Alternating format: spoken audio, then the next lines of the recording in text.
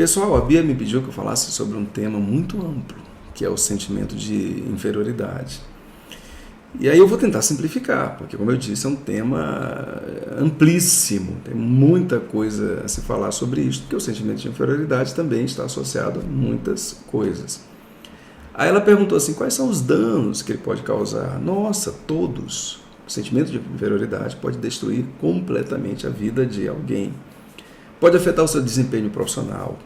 Tem pessoas que tentam se qualificar tecnicamente e acham que vão avançar, porém são bloqueadas pelo sentimento de inferioridade, nunca conseguem manifestar o potencial que tem. Pode afetar os relacionamentos. Uma pessoa, por exemplo, numa relação amorosa, quando ela se sente muito inferior, ela pode sufocar o outro lado porque ela acha que vai perder, então ela precisa de uma supervigilância, ela é totalmente desconfiada o tempo inteiro, ela fica realmente paranoica, faz acusações, é um negócio complicado por puro sentimento de inferioridade.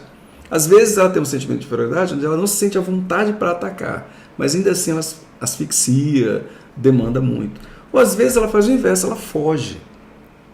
Tem gente que imagina que toda fuga amorosa tem a ver com desinteresse, nem sempre é. Às vezes é interesse combinado com sentimento de inferioridade. A pessoa está interessada, mas ela acha que não vai suprir, que ela não vai ser interessante o suficiente, que ela vai ser rejeitada. Então ela rejeita primeiro como uma forma de se defender. Enfim, todas as áreas podem ser estragadas pelo sentimento de inferioridade. Na Bíblia, o profeta Joel fala sobre uma cidade inteira sendo devastada por uma praga de gafanhotos, mas muitos que cobrem as nuvens do céu e destroem tudo. Isso aí seria uma boa analogia para o sentimento de inferioridade. É como se fosse uma nuvem gigantesca de gafanhotos que escurece o céu da existência e que corrói e consome todos os aspectos da vida. Quem tem um sentimento de inferioridade e não o enfrenta, caramba, meu Deus do céu, essa pessoa está se afundando, está se colocando numa existência infernal e aceitando simplesmente isto. Aí, por fim, eu já até respondi isso aí, o que pode gerar? Tudo, todo mal, tá? Mas aí, por fim, a Bia pergunta assim, o que se pode fazer para enfrentá-lo, é isso? Para se livrar dele? Eu vou responder isso. Só que antes de chegar nesse ponto, porque foram 3 questões, ela colocou assim, para falar sobre o sentimento de inferioridade, quais são os prejuízos que ele causa, essa parte eu já falei, tudo, é como se fosse uma nuvem de gafanhotos. Mas antes disso, um pouco sobre o sentimento de inferioridade. O sentimento de inferioridade, segundo Adler, faz parte da estrutura do ser humano, da estrutura de personalidade. Então, o ser humano, ele substituiria uma fase em que ele se sente pleno, potente, por outra fase, que é onde ele abre mão deste sentimento de potência para se colocar na dependência dos outros, porém ele afunda no sentimento de impotência.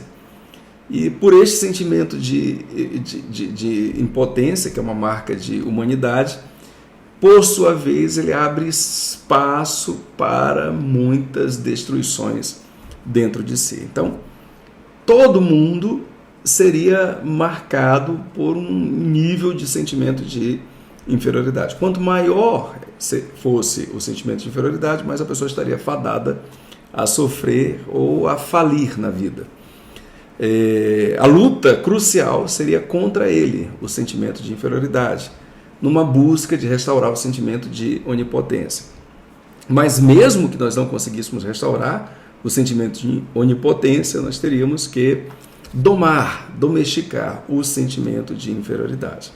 Todo sofrimento, absolutamente todo sofrimento, teria ligação com o sentimento de inferioridade.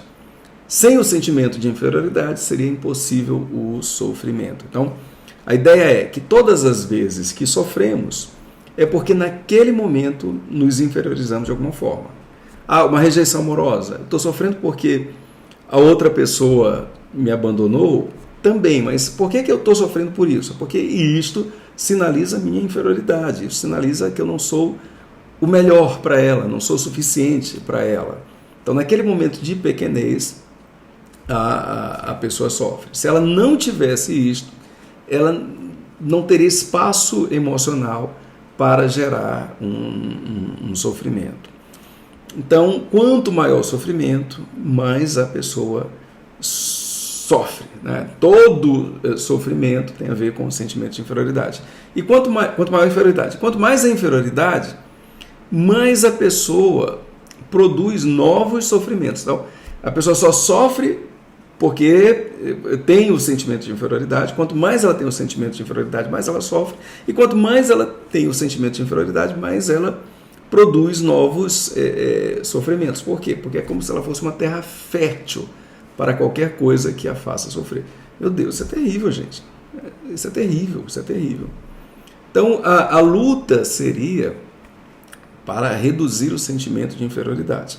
Algumas pessoas já conseguiram, digamos assim, e outras pessoas suplantaram, ou seja, compensariam. Ela tem outras ideias, elas estão focadas em outras coisas, e aí elas se focam mais em outras coisas e esquecem do seu sentimento de inferioridade, só se dão conta dele no momento em que param. Isso não é o ideal é de fato uma superação do sentimento de inferioridade. Quando eu digo superação, não é necessariamente acabar com ele completamente, mas reduzi-lo a um ponto onde ele esteja, por assim dizer, domesticado. E aí, por fim, como é que se faz isso? Qual é a melhor maneira de se fazer isso? Bom, eu poderia dizer para vocês, ontoanalistas, que seria pelo próprio tratamento ontoanalítico, revisitar as questões e tudo mais. Só que tem uma forma que eu gosto muito, que é muito prática para qualquer pessoa, é o enfrentamento gradual. Já falei isso várias vezes. Tá? Enfrentamento gradual. É o enfrentamento. Quem não sai do lugar, quem não faz uma coisa saindo de sua zona de conforto, nunca tem essa ruptura. A pessoa tem que sofrer para parar de sofrer. Gradualmente se expor. Se expor ao quê? Aquilo que lhe é desconfortável. Tem gente que até se expõe. Mas se expõe a algo que para ela é uma coisa que causa desconforto, mas que está numa boa. É exatamente sofrer o que lhe causa desconforto. Sofrer pelo fato de ter, digamos, alguém que não consegue dizer não, dizer um não. Poxa, para mim poderia ser mais fácil, para certas pessoas é mais difícil. Tá? Sofrer por ir a um lugar onde se sente desconfortável, enfim, submeter-se gradualmente a situações de pequeno desconforto. E na hora que aquele desconforto diminuir, não é nem na hora que desaparecer não, mas na hora que diminuir, aí tem que passar para outro, porque não se espera o desconforto desaparecer, porque senão ele nunca vai desaparecer. É quando ele diminui, quando a pessoa já sentindo desconforto, mas já é capaz de fazer, ela já passa para o próximo. Só passando para o próximo, o anterior desaparece completamente. Se ela esperar assim, eu vou ficar aqui até desaparecer, total, isso não vai acontecer. Então tem que haver saltos gradativos.